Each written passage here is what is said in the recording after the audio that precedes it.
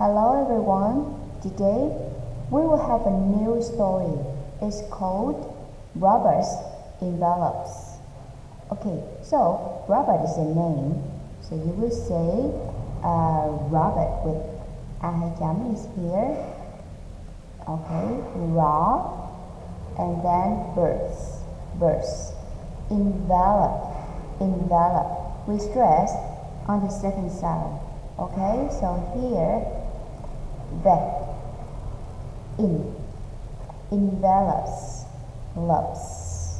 envelopes.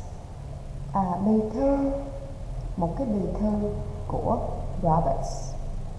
Okay, let's jump into the story. Robert lives in a flat in a store-grade building in the city center.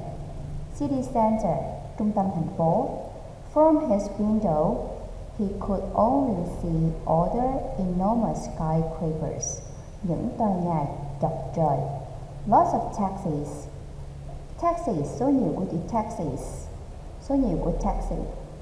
And other noisy traffic, phương tiện giao thông, sự giao thông, những cái gì liên quan tới giao thông. In the busy streets and far away, và hơn thế nữa, và xa ở chỗ đó, the motorway, đường dành cho xe máy. Sometimes this made Robert feel unhappy. He liked watching television programs about exploring countries where there were waterfalls, lakes, or wonderful beaches. Exploring, khám phá những thành phố, waterfalls, thác nước, lakes, hồ, beaches, những bãi biển. His favorite short stories were about sailing across the ocean to have adventures with people who live on amazing islands or in other unusual and exciting places.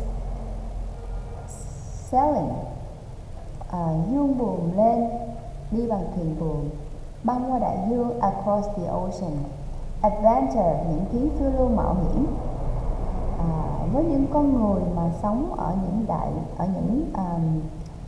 đảo tuyệt vời và những cái nơi rất là thú vị và unusual, khác thường. Why must we live in the middle of the city? He asked his mother. Tại sao mình phải sống trong một cái thành phố, giữa thành phố như vậy hả mẹ? Because my job at the hospital is here, Robert. But perhaps we can have a quiet holiday somewhere in the countryside next summer. Would you like that? Perhaps, có lẽ. Quiet holiday, một kỳ nghỉ bình yên. Somewhere, nơi nào đó ở những vùng nông thôn vào mùa hè sang năm, next summer. Would you like that? Oh yes, Robert laughed. After Robert put on his pajamas and got into his bed at night, pajama, đồ ngủ, pajama, and got into his bed that night, he thought about going on holiday, but then he remembered something. Last year, his mother says the same thing, but they spent the summer at home in the city again because they didn't have enough money to buy tickets or to stay in hotels. Oh well, he thought, one day perhaps. Có lẽ một ngày nào đó có lẽ sẽ được đi chơi. But the family is poor and they don't have enough money to buy tickets to somewhere. On the school bus the next morning, Robert looked through the window and saw a boat on the river. I'd like to travel down the river on a boat or across the sea on a huge ship one day, perhaps, he thought. Nó nghĩ, nó muốn đi du lịch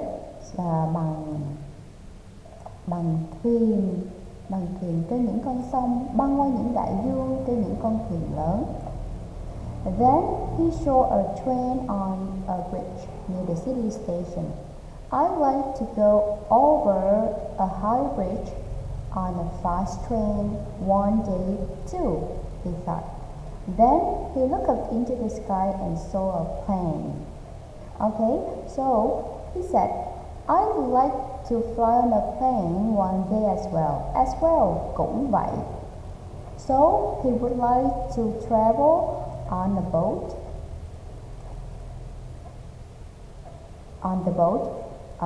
Travel down the river. He also wants to across the sea on a huge ship.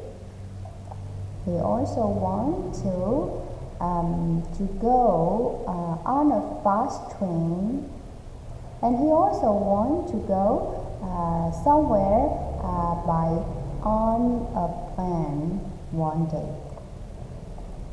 I could look out its windows at the woods and mountains below. Wood, it means forests. When school finished, Robert didn't want to go home by bus. He decided to walk. Quyết định đi bộ. He walked past the shoe factory, the chemist, and then past the police station and around the corner at the bottom of the hill.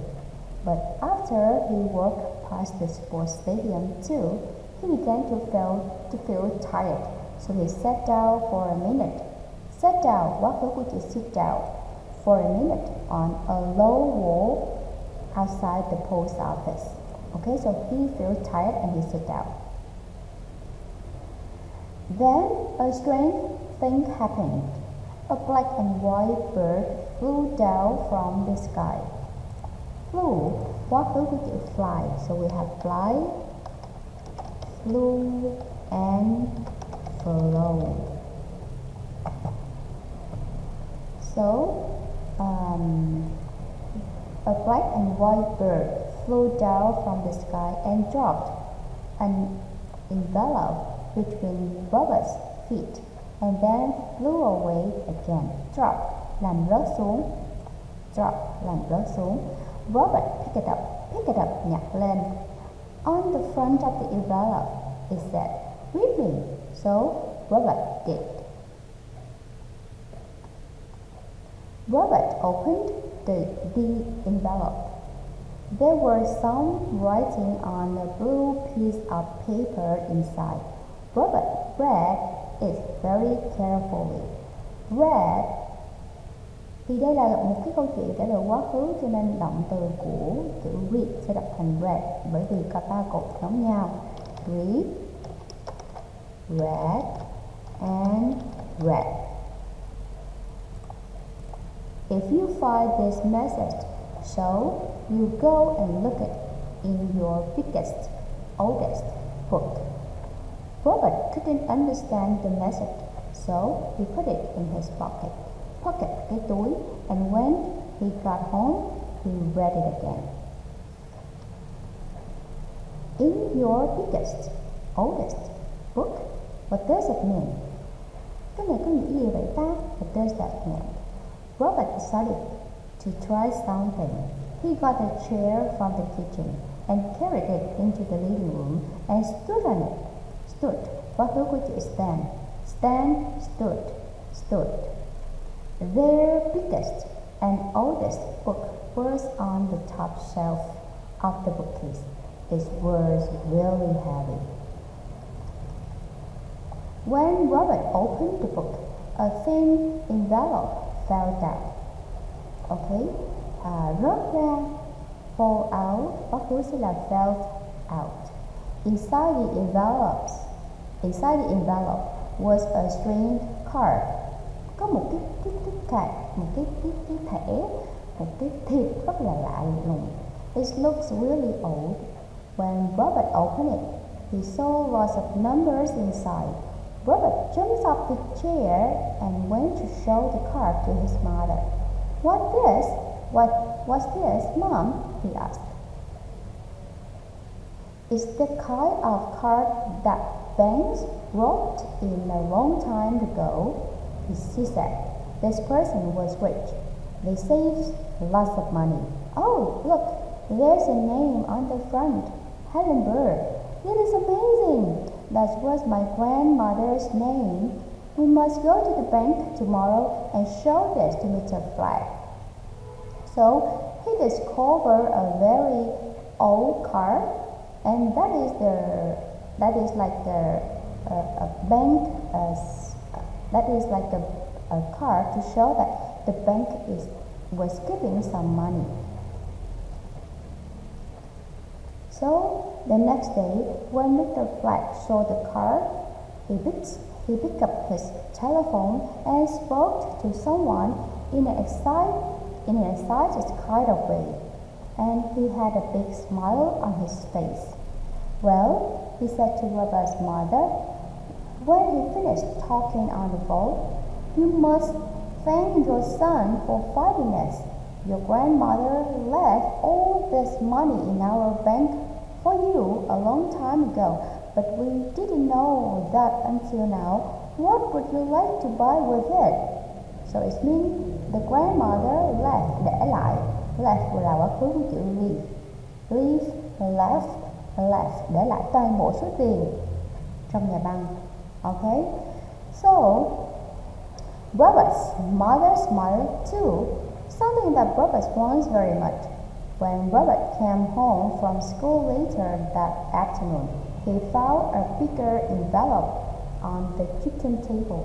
"Open it if you want," his mother said. Inside the envelope, there were 2 plane tickets, 2 train tickets, and 2 boat tickets. "Wow," Mr. Flag says, "we've got enough money now. We can have a really great holiday." "Because of your grandmother's tight little bank card?" Robert asked. "Yes," his mother said. Robert looked out of the window at the beautiful sky. He couldn't see the black and white bird high in the clouds, but he knew it was there. "And all because of the big black and white bird." Robert smiled. "What do you mean?" his mother asked. "That's my special secret," Robert answered. "Secret," bí mật. Secret.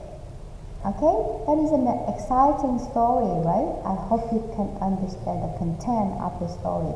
Now we continue with the key of the exercises of this story. Okay, thank you for your listening.